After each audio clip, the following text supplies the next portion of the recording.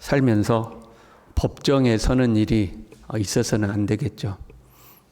누군가 시비가 붙고 고소를 하고 해서 법정에서 재판을 받는 그런 일이 우리에게 있어서는 안 되겠죠. 근데 우리가 법정에서 재판을 받는다고 생각해 봐요. 내가 지금 재판을 받는 사람이에요. 그럼 거짓말을 해야 될까요? 진실말을 말해야 될까요? 여러분, 진실말을 말해야 된다고 생각하시잖아요. 법정에 안 서봐서 그러시는 거예요. 법정에 서면 거짓말이 가능합니다. 일종의 방어권이죠. 가령 제가 도둑질을 했어요. 그래가지고 지금 법정에서 판결을 받고 재판을 받고 있어요. 너 도둑질 했어 안 했어? 그럼 뭐라고 그래요? 안 했습니다. 그렇게 이야기하는 거죠. 무죄 받으려고 안 했습니다 하고 해요. 그러면 재판관이 나중에 저를 판결을 내릴 거 아니에요? 판결을 내릴 때에 제가 유죄를 받았어요. 유죄를 받을 때에 거짓말한 것에 대해서 벌을 주지는 않습니다. 내가 현재 재판을 받는 도둑질한 거에 대해서 형벌을 정하는 것이지, 너 도둑질 징역 3년 거기다가 거짓말했으니까 플러스 징역 3년 이렇게는 하지 않습니다. 도둑질한 거에 대해서 유죄, 무죄 이렇게 선언을 하는 거죠. 이해가 되셨습니까? 그런데 그 법정에 증인으로 나섰어요. 증인은 거짓말을 하면 안 됩니다. 증인은 선서를 하죠. 그래서 만약에 증인으로 나선 사람이 거짓말을 했다 그러면 처벌을 받게 되어 있습니다. 증인은 거짓말하면 안 돼요. 증인들은 대신 침묵을 할 권한이 있습니다. 내가 불리하면 진술을 거부하겠습니다. 이제 이렇게 하는 거죠. 거짓말을 하면 나중에 처벌 받으니까 차마 거짓말을 하지 않고 그 부분에 대해서는 이제 침묵을 하는 겁니다. 우리도 그런 경우 있어요. 일상에서 거짓말 하기는 좀 양심에 걸리고 그렇잖아요. 우리 예수님을 믿기 때문에 거짓말하면 양심에 걸리고, 그래서 우리가 어떤 방법을 선택하냐면 침묵하는 방법을 선택하는 거죠. 말을 안 하는 거죠. 또는 선택해서 말을 하잖아요. 우리에게는 유리한 것은 말하고 불리한 것은 아예 말을 안 하는 거죠. 그 이제 침묵하는 거잖아요. 다윗의 아들 압살롬이 반역을 일으켰어요. 그랬더니 그 반역을 이제 진압을 하죠. 다윗이 압살롬을 좀 살려달라고 부탁을 했는데 요압이 압살롬을 죽입니다. 전쟁에서 승리했고 압살롬은 죽었어요. 그 소식을 이제 다윗에게 전령이 가서 전해야 되잖아요. 그때 사독의 아들 아히마아스가 전령으로 가기를 자처합니다.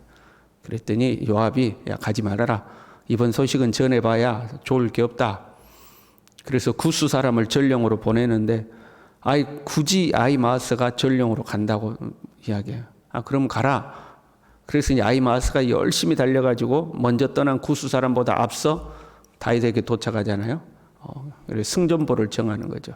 전쟁이 어떻게 되었느냐? 왕이시여, 왕의 대적들은 다 이렇게 되길 원하나이다 하고 전쟁에서 이겼습니다. 내 아들 압살롬은 어찌 되었느냐? 내가 떠나올 때 진중에 뭔가 소라는 느낌이 있었는데 잘 모르겠습니다 하고 불리한 진술은 하질 않죠. 나중에 구스 사람이 와가지고 죽었다고 이제 소식을 전하는 거죠. 지금 이제 예수님이 대제사장의 집으로 끌려갔어요. 거기에서 법정이 열린 거죠. 산헤드린의 공의회 회원들이 모여서 작은 법정을 열고 이제 나름대로의 재판을 하고 있습니다. 53절에는 예수님이 끌려갔다 하고 기록되어 있고 54절에는 베드로가 예수님을 멀찍이 따라 들어갔다 기록하고 있어요. 본문의 내용이 예수님의 사건임과 동시에 베드로 사건임을 지금 말하고 있는 거예요. 예수님이 들어갔고 그 뒤에 따라 베드로가 들어갔어요. 두 사람의 사건임을 보여주는 거죠. 먼저 예수님의 법정이 기록되어 있습니다. 예수님을 죽일 증거를 찾는데 찾지를 못하고 있죠. 그리고 증인들이 등장해요. 여러분, 증인들은 거짓말을 하면 돼요, 안 돼요? 말씀드려요. 증인들은 거짓말을 하면 안 돼요. 그런데 거짓 증인들이 나와서 거짓으로 증인을 하는 거예요. 증인이 거짓말을 하면 처벌을 받게 돼 있어요. 너희들은 이제 거짓으로 증인하죠. 그 거짓말 중에 58절에 보니까요. 우리가 그의 말을 들으니 손으로 지은 이 성전을 내가 헐고 손으로 짓지 아니한 다른 성전을 사흘 동안에 지으리라 하더라. 어디서 듣기는 들었는데 정확하지 않는 정보예요. 예수님 그런 말씀하신 적 있잖아요. 이 성전을 헐라 내가 사흘 만에 다시 세우리라 말씀하신 적 있잖아요. 어디서 흘려 듣기는 들었는데 정확하지 않은 정보예요. 그걸로 지금 증언을 하는 거죠. 여러분 우리가 살면서 본의 아니게 거짓말하는 경우가 있어요. 그런 것 같은데 하고 거짓말하는 거죠. 정확한 정보가 아닌데 그런 것 같은데 하고 이야기해서 듣는 사람으로 하여금 사실인 것처럼 받아들이게 되는 경우들이 있죠. 우리가 본의 아니게 거짓말하는 경우. 그럴 때는 우리가 스스로 조심해야 돼. 본인의 생각과 추론이 사실인 것처럼 표현을 하면 안 되죠. 그럴 때는 항상 내 생각에는 하고 꼭 덧붙여 주셔야 돼. 이거는 내 생각인데 하고 이야기를 해야 되죠. 내가 본 건 아니고 내 생각에 이제 이렇게 표현을 해줘야 돼. 그런 자기의 생각이라는 그 단어를 딱 빼버리고 이런 것 같아라고 이야기하면 상대방은 그걸 사실로 받아들이죠. 그래서 한 달이, 두 달이, 세 달이 건너면 그게 사실이 돼가지고 있는 거예요. 그래서 항상 그 부분을 조심해야 돼요. 거짓 증인들이 거짓말을 하면 오히려 그들을 다시 고소하면 됩니다. 증인이 거짓말을 했어요. 그러면 고소하면 그들은 처벌을 받게 돼 있죠. 그런데 예수님은 아무 방어를 안 하십니다. 오히려 침묵하셔요. 침묵은 본인이 불리할 때 하는 겁니다. 침묵은 그래서 침묵을 하면 법정에서는 대부분 인정하는 걸로 보죠. 거짓말은 할 수는 없고 사실을 말할 수 없으니까 침묵하는 경우거든요. 침묵은 본인이 불리해서 하는 거예요. 또는 내가 역전을 노릴 때에 상대방으로 하여금 말을 계속하도록 해놓고 나중에 내게 유리한 증거를 대면서 그들의 말을 다 뒤집어 엎기 위해서 이제 침묵을 하는 거죠. 그런데 예수님은 죽기를 작정하셨기 때문에 침묵하고 있는 거예요. 네 말이 거짓말이다 하지 않고 그냥 죽기를 작정했기 때문에 침묵하시는 거예요. 상황이 생각대로 풀리지 않으니까 대제사장이 직접 나서가지고 예수님의 꼬투리를 잡을 질문을 던지죠. 네가 찬송받을 이의 아들 그리스도냐? 예수님은 불리한 진술을 거부할 수 있습니다. 그러니까 지금까지 침묵하셨으니까 거기에도 침묵하시면 돼요. 그런데 오히려 말씀하시죠. 내가 그니라 인자가 권능자의 우편에 앉은 것과 하늘 구름을 타고 오는 것을 너희가 보리라. 진실을 진술하고 계시는. 차라리 침묵하시면 나았을 텐데 오히려 진실을 말씀하고 있는 거죠. 대제사장의 입장에서는 명백한 신성모독적 언사였습니다. 지금 대제사장이 예수님께 이렇게 물었잖아요.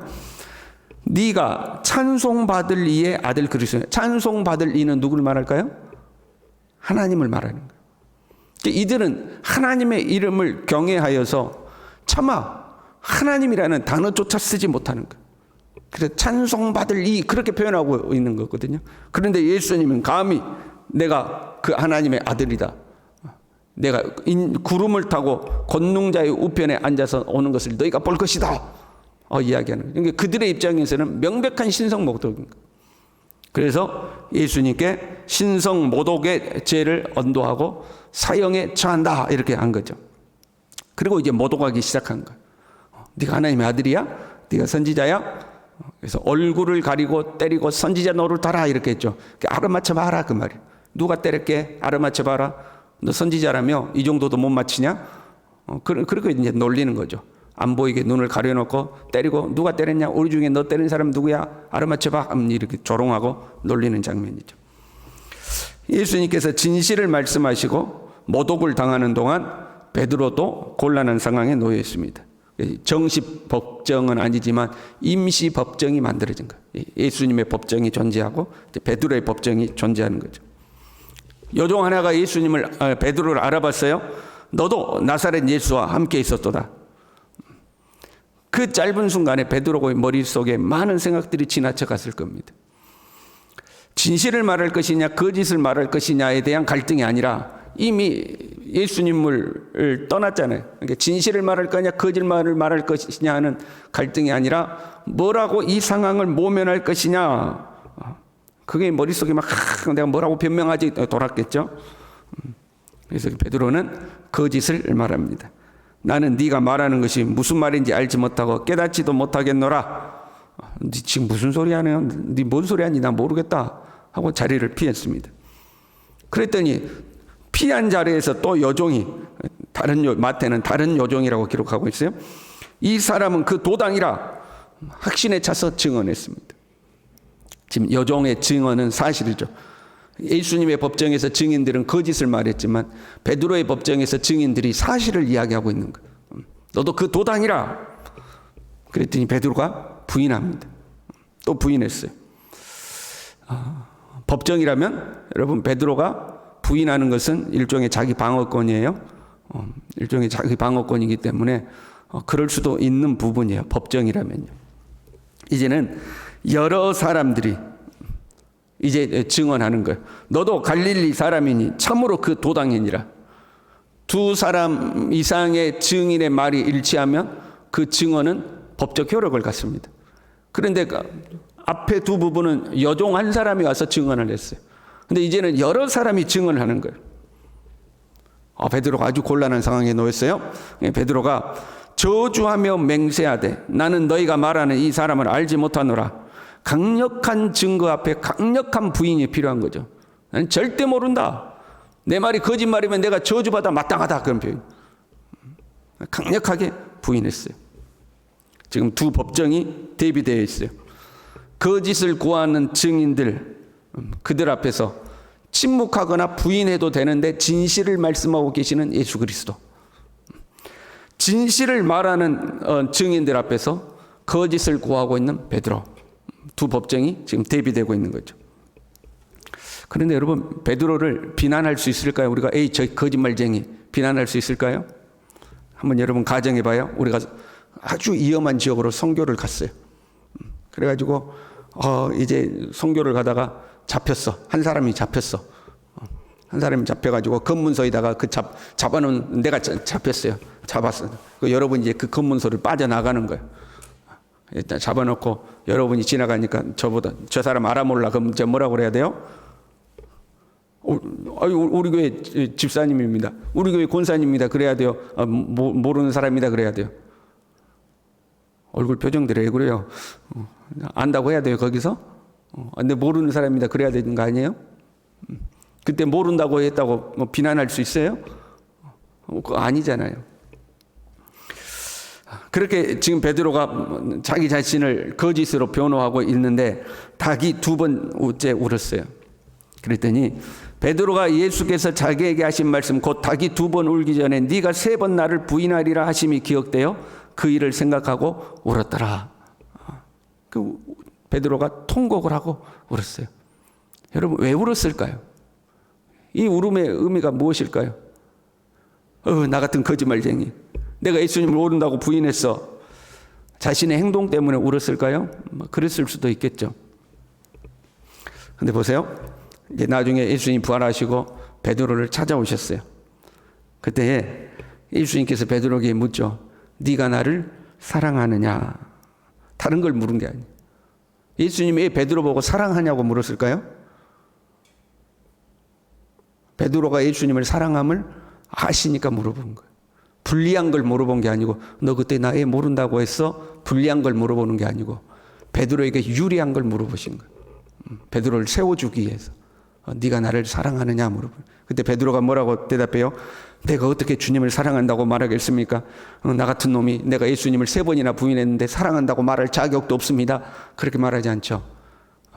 내가 주님을 사랑하는 줄 주님이 아시나이다. 비록 베드로는 예수님을 부인했지만 예수님을 사랑하면 변함이 없었던 거예요. 여러분 실패했다고 해서 사랑하지 않은 게 아니에요. 실패했지만 사랑한 거예요. 베드로는 사랑하지만 부인해야 되는 현실 속에 놓여 있는 거예요. 그렇잖아요. 그런데 예수님은 그런 상황이 올 것까지도 다 알고 계셨어요. 그 미묘하고 복잡한 감정 속에서 통곡이 터진 거죠.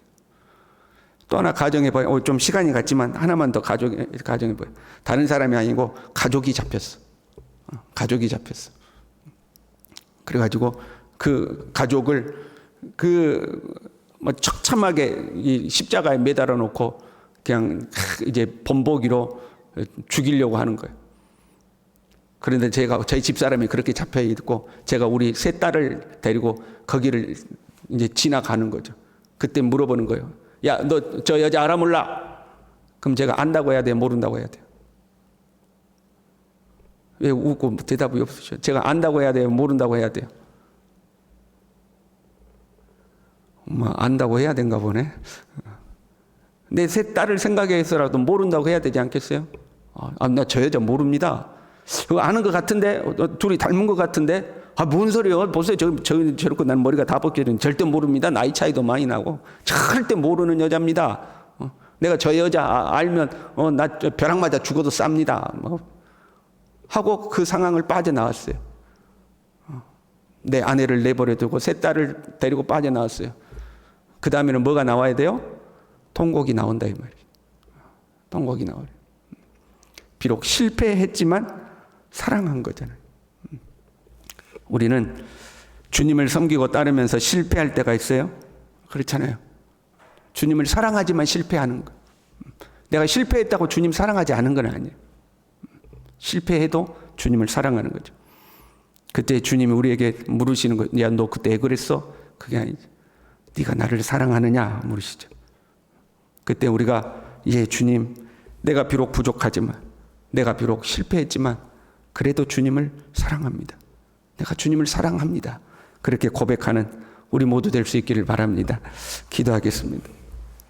하나님 아버지, 우리도 똑같이 절대적으로 주님 부인하지 않고 내가 한 모든 말을 다 지키고 그렇게 주님을 섬기면 좋으련만 우리는 부족하여 항상 흔들리고 결단한 것을 쉽게 포기해버리고 넘어지고 하나님 주님 앞에 부끄러울 때가 있습니다. 그러나 주님, 그럼에도 우리가 주님을 사랑하는 줄 주님이 잘 아시지요. 이런 우리를 포기하지 아니하시고 끝까지 붙들어 주시고 베드로를 다시 세워주셨던 것처럼 우리를 다시 세워주셔서 우리로 하여금 믿음의 길을 끝까지 걸어갈 수 있도록 우리 모두를 붙들어 주시옵소서. 예수님의 이름으로 기도 올리옵나이다. 아멘.